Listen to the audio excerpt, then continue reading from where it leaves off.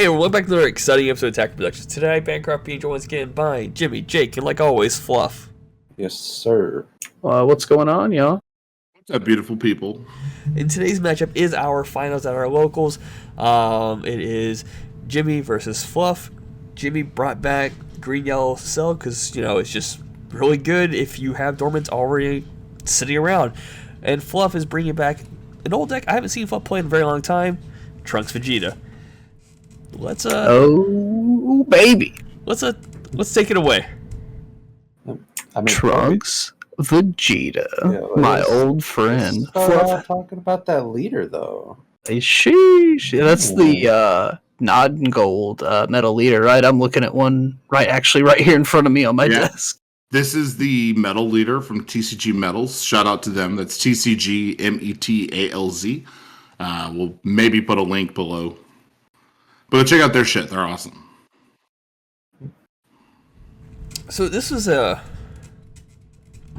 we've talked about the interaction of Cell before. It's definitely a timer matchup, especially in non-blue decks, or potentially if you're playing a Frieza leader deck or the Super 17 Secret Rare, which I know Fluff does not play in Trunks Vegeta. So going up to this, you have to hit Cell very hard, very quickly, if you want to avoid the potential no hand turn 5. But with green, I assume, Jimmy, we did your profile last week. We saw that you do have the Bupos, you do have Dormants, you have the blocker negate. So like green just has the ability to stay protected longer. Yeah, if I open with at least a couple of my defensive package cards, it's like you're not touching me until turn 5. But that's when Cell's go off turn is. So it's pretty much a game of like, what am I drawing into? And it being yellow, I was worried of like cooler counter, which there's a couple times where I was hardcore clinching, like, please do not let you cooler counter this. But green just has too many good defensive options, especially with this green-yellow cell package where you put out a 8-drop 20k blocker that can restand itself during the battle step and has protection from removal. It's kind of gross. That's a bit ridiculous in my honest opinion. Like, I don't mind the pitch one card if the restand, but just the deck, even with you not buying 2, the way it was implied, it's just like, just get 12 on board and put your Secret Rare in there, or use the Perfect Cell combo with the Vegeta units. It was like, that was intentionally designed to either play Xeno Cell or Perfect Force Cell with no issues whatsoever. Yeah. Oh yeah, it's the ultimate deck this year is really hand control heavy, and it's not even like all game hand control. It's just turn 5 hand control. Yep. That's all that matters. Which frees up, the rest of your deck to be committed to other more powerful effects. It really requires your opponent to make more interesting, like take more interesting or atypical lines of play. And they really have to know exactly what your deck is doing in order to really stand a chance. This is huge right here, though. Oh, and then there's Charismatic. Yeah. Okay. Yeah, I knew that the 4-drop Cell is really important to keep around because of its barrier.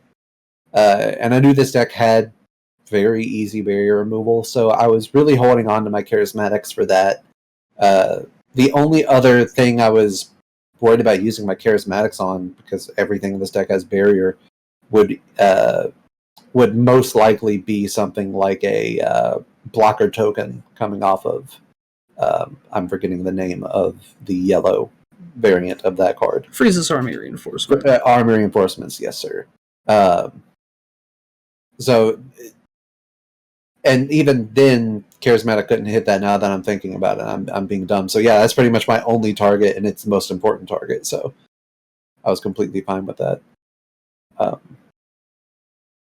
Plus, this H-Drop Cell has such a interesting interaction with yellow, in that if it comes in, gets tapped, you can just activate battle and restand it. It's not like a dual attacker where it has to swing to get its restand. It's just you can just pop a card out from under it and restand, and either keep the 20k blocker up or just go ahead and swing with it. Of course, I am losing one swing and one material piece, but I'm still getting value out of the turn that I played the card. Where yellow's biggest strength is taking away the value of playing cards and playing them aggressively. And here you see I do exactly that. I detach one to restand. And I don't remember if I keep this in active mode. I think I just swing with it. Yep. And this really just also showcases how aggro this deck can be as well. Mm-hmm. Like, it's turn 2, you have established initially a 20k dual attacker, and you do have the energy to do it again. If you have you have an 18 in your drop, so you could technically have another one. The Union Absorb on the 4-drop is limit 1. So you can't just board multiple 8s out like that, but still, like, putting out another 16k barrier that will potentially draw me to, if I haven't already procced the Unison, which I did on the 8-drop play. Still really strong for how little energy you have to invest. Goes back to saying, like, in the last gameplay video, that this deck just feels like a well-oiled machine, and it feels good to play. While it does have kind of like a shit-eating bomb at the end that just kind of like takes away all the skill out of winning the game by just forcing your opponent down to 0 cards and just swinging at their life for free. Like, the deck itself feels incredible to play, and like I like all the cards that are floating in it. I just almost hope that the new 10-drop SR from the new set kind of takes this deck in a different direction, and you can play it more as a just sell beat down deck instead of a bullshit pay 5 win the game deck. Yeah. So, Fluff, did you consider detaching here once he activated Dormant to try and get a little bit of extra pressure? Fluff is MIA. I think he got swallowed by Cell. No, I sorry, I was muted. I did consider that. I just didn't see myself able to get in to get the rest, so I didn't want to fill his hand with any more resources here. And I knew that I might need the defense a little bit later, especially with there about to be a second 20k on the field. Yeah, that makes sense. A lot of people forget that detach is an option, and it will like cause them to do bad combo math. Mm-hmm. This night, I ended up winning with that detach twice because people forgot about it and let the leader swing through. And me tapping the Frieza there, that was just me remembering that when I played that, Trunks would have tapped it, which was inconsequential because I wasn't going to combo it off, and the turn was already over at that point.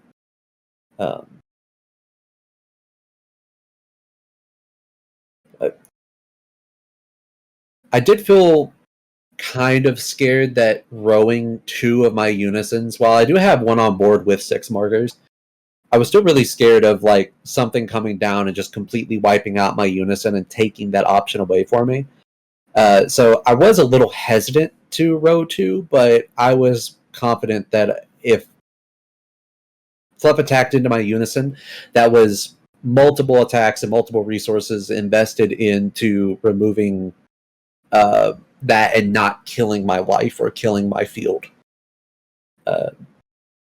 Which, what makes me think that this Vegeta Unison is completely fucking busted. Like, it should either be like a -10 or it should be a +1 Unison. Like, the amount of markers. The +2 is disgusting on that one. Yeah. Like, if you notice, I've been under dormant, so I've not really had a good opportunity to just swing into that Unison. and at least keep it off a turn. And like he said, if I focus solely on that unison, I can't get in at the leader, and I'm not really pressuring his hand resources, and I'm not really pressuring the opportunity to win the game. And that was a pretty annoying Black Kamehameha there. Again, I can still detach one on one of the cells to restand, but it did feel bad losing both of my cells like that to a Black Kamehameha tapping them down. But to speak about Dormant, with the ruling on Dormant that you can still block after countering, which it makes sense, of course, but it still feels like one of those cheesy things in this game. With two of these cells out, or really even one out, like, if I Dormant, you're not touching anything other than an 8-drop cell. Unless you tap it down before, or you're able to remove it before without having two under him. Because Dormant, block, restand, block whatever next attack, and if he dies, he dies. I can just start another chain easy. Yeah, it's very difficult to play through multiple copies. I wonder if maybe this card should have had unique or something. Mm-hmm. I definitely think so. I feel like the limit 1 on the 4-drop does help a little bit, but with how quickly this deck, like, I mean, I could, if things are right, I could put a 4-drop out on turn 1. If there wasn't the threat of having the clock of the Perfect Force Vegeta Unison, I don't have a problem with the way that those cells function. They're easy enough to play around. And yes, they're a little frustrating, but they're no more frustrating than other things that the game has seen. But that in tandem with the clock, the multiple clocks that this deck puts you on, it's almost oppressive. Yeah. And just the way, like we talked about earlier, it just can stall the game out with all its extra cards. Just makes it more frustrating. And if I recall correctly, this entire chain is recoverable from the drop area, because doesn't the 1-drop play from the drop if you KO a card or something like that? No, so the 1-drops, you can either pay 1 for them or they have secondary effects. If one of your opponent's battle cards is KO'd by your leader effect, you can play one of the 1-drops. The other one, if you have a unison card in play, and I read this wrong the first time, but it's if your opponent has no battle cards in play, you can play the other 1-drop from Activate Main. But then the Wretched Regen, which is only a 2-of in this list, so you never really want to use it for its counter, because if you see one, you want to save it until your go-off turn. It has the ability, when you negate, to discard 1 and play a 1-drop from the drop area. That's what I was thinking of, okay. Yeah, so you can recur pretty easily, and I do sideboard some of the 18s from the old starter deck that can pick up a 1-drop android from the drop area for matchups where my 1-drops are shipped to the drop area very quickly. But I run 7 total 1-drops, 1-drop cells, so it's not a problem.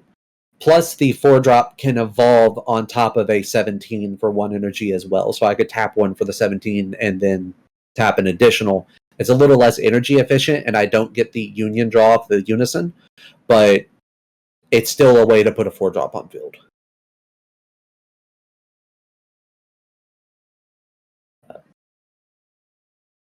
And here again, I debated on it, and this is another time I was considering, like, there's no better target for I allowed this one. I believe it was the other charismatic that I was thinking that I got mixed up here. I think I got a little too distracted by talking about how broken this fucking deck is for no reason. I still never remember what this card does. If you ask me right now, I couldn't tell you what it does. I read it every time it comes down.